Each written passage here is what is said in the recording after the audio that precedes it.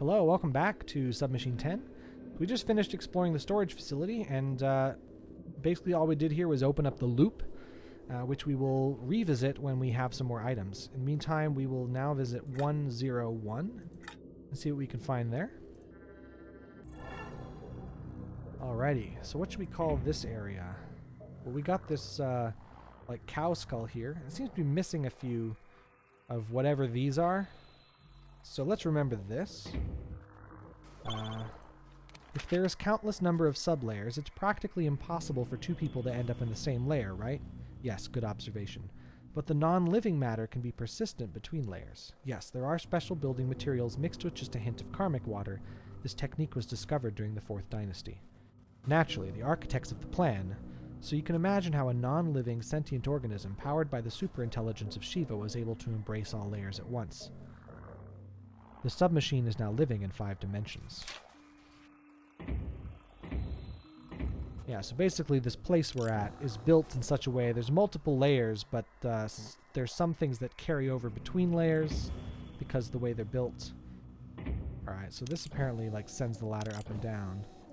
But up here we're missing a lever to do this with, but it looks an awful lot like this one, so we can actually put our ladder piston in here, and we can move the ladder again.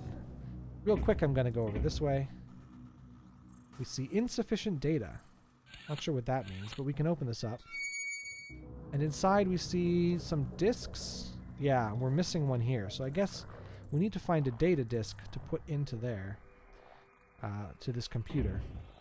And over here we find another vector finder. Guess these will be important. And we can do this to go up the ladder. And another picture here. So we've got now 3 of these just random symbols. Still don't know what they're for.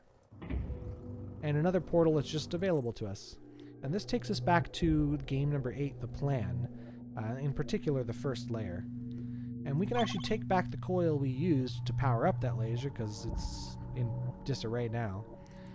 And over here there's that ship again, which it looks like if we get a light sphere we can just go in there ourselves. We can also climb down, because now there's some more ladder rungs here. But we're missing the ladder rungs down there, which look a lot like these. So we can put them in, and we still can't go down because we're missing one more. So we just need to find one more ladder rung, and then we'll be able to climb down a little bit further. So let's get out of here. And there's one more location that we have left to explore that we haven't been to yet. We'll call this place the data disk place. But first, this coil, we have to remember from like 2 videos ago, there was a place we saw we could use it. We have to go back to the temple and then use the extra portal there to go to the secondary location, which is the knot. And we can use the coil here. And this unlocks one of these portal stabilizers. That's what these spring-like things are for. So we found one of them. We need 2 more to activate the portal that's back at the hub. Let's head back in here. So now, the one location we haven't yet been is 110. So let's go there now. Let's just take a look around. Let's go here. So this looks familiar, because it looks like the same thing we took this off of at the lab. So let's put it right on there. And that activates a nice light bridge for us. But out here is just a bunch of rubble with this thing in the middle. So there's nothing really we can do here. We'll just remember that this exists and come back later. And in here we have some more notes. We're in a loop. Yes, I know, there are time anomaly leaks everywhere, but we're not in one right now, are we? No, not a horizontal loop. Vertical one. What do you mean? Look through my microscope and then look through my telescope. You'll see. We can also open these up, but there's really nothing we can collect there. We look through the microscope, we see some sort of green dots. And if we look through this telescope over here, we see the same set of green dots. So that's an interesting feature here. So there's areas where we loop around just spatially, so you keep walking one direction, you're actually going in a circle. But apparently, like, there's a size loop as well. So this place is looping in a number of ways. You can go down here. There's a very cleverly hidden object here. Kind of a pixel hunt to find this AAA battery, which you'd think would be very annoying, but it turns out you don't need it to beat the game, so it's just for extra stuff. And another one of these vector finders down here. So this must be some kind of laboratory where we study elements of the submachine. So let's call this area the lab. We have a door here, but it's blocked by all this stuff. Unlike other games, we can just move that stuff out of the way. We actually can just do it. What's annoying is you have to move them out of the way in the correct order. So you just have to find which objects you can move when. And then we can go in here. And we can look at this through this microscope. We see a bunch of dots just kind of hanging out. When we turn on this light, this blue light, and look at the dots again, they have come together. So there's some kind of light which allows things that are disparate to rejoin. That may come in handy later. It's just letting us know about it. Some more stuff. There's nothing in this room. We just go through the hall. Another one of these chairs. Skutnik must have really liked the chair he drew because he used it in a lot of games. Let's see. A bunch of skulls. And another vector finder. We got 4 of these now. And we can look through this thing at the plate, but there's nothing in it to look at right now, so I guess we'll find something to put at this plate later. And over here we find another one of these devices. That's 3 now that we've found. My instinct tells me there's going to be 4, because we got 4 lights, so maybe each one corresponds to 1 light. It's possible. Alright, let's head out of here. And go this way. You'd think we can only go down the stairs. You can actually go to the right over here. There's nothing here except for a bunch of floating bricks for now, but there is a place you can go. Over here is another door. We'll go in this one in just a second. We'll head this way first. We have a note. Dear Murtaugh, that's great news. Please remember one thing. Submachine didn't wait for this discovery. It moved on and is healing itself as any normal organism would. Did you see the power generator in the oldest sections of the route? The one destroyed by your portal long time ago?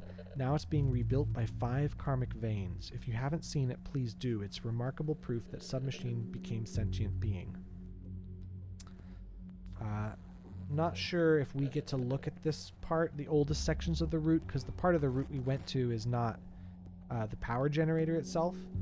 So I'm not sure we ever get to look at this in the game. But it's interesting that the submachine, which was being destroyed by Murtaugh's karma portal experiments, is healing itself. Doesn't look like it. Everything looks pretty destroyed right now, but we'll see.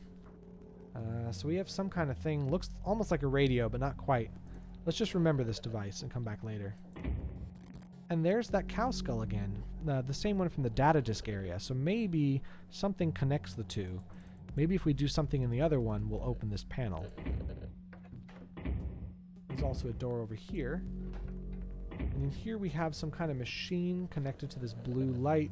And if we turn on the machine, the blue light enters, and these disparate stone pieces come together. Ah, that's interesting. Now we have 5 vector finders. If we head in here, we see another portal. This one's got all of its springs in place, the portal stabilizers, but only 3 of them are lit up. Because we only have 3 of these things with the light coming out. These look like vector finders, and if we add more vector finders, we add more light to the machine. So I guess these are telling the portal where to go. If we enter, we're back at the edge from game number 6. But this time there's some new stuff. These have been added to the edge since we were last here.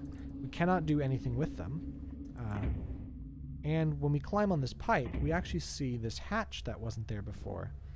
But it's missing something to let us open it up. So let's take a look around.